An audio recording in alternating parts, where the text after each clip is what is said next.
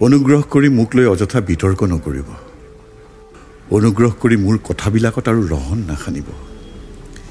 মোক জীয়াই থাকিবলৈ দিয়ক, মোক উশাহ ল'বলৈ দিয়ক, হেঁপাহ পলুৱাই শুবলৈ দিয়ক। আজি অন্তত হেঁপাহ পলুৱাই শুবলৈ দিয়ক। মই সঁচাই ভাগৰিছোঁ, কিজানি জীৱনো হেৰুৱাইছোঁ। তথাপি এটাই অনুৰোধ, অযথা বিতৰ্ক নকৰিব প্লিজ।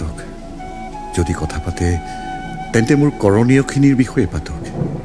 এই যে ক্ৰম সংস্কৃতিক ধৰি ৰাখিবলৈ আপ্ৰাণ চেষ্টা কৰিছিলোঁ, সকলো বিসৰ্জন দি এই যে উভতি আহিছিলোঁ ঘৰখনলৈ, আমাৰ মানুহখিনিৰ বাবে, আমাৰ উঠি অহা ল'ৰা ছোৱালীখিনিৰ বাবে, আৰু নতুন ৰূপেৰে সযতনে যে সজাইছিলোঁ হেৰাই যাবলৈ ধৰা জাতিটোৰ কথাবোৰ, সেইবোৰ পাতক। কিন্তু অনুগ্ৰহ কৰি অযথা বিতৰ্ক নকৰিব। বিশেষ একো স্বীকৃতি নাপালেও প্ৰায় সকলোখিনিয়েই যে কৰিলোঁ।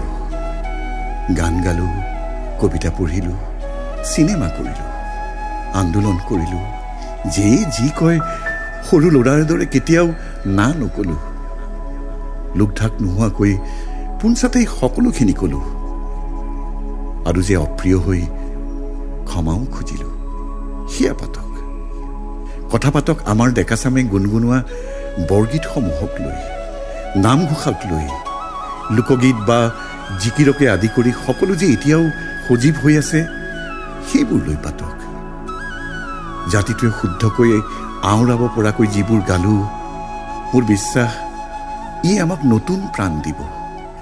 বিশ্বাস কৰক, এতিয়া এই সকলোবোৰ জীয়াই থাকিব অন্ততঃ আৰু কেইবাটাও দশক জুৰি।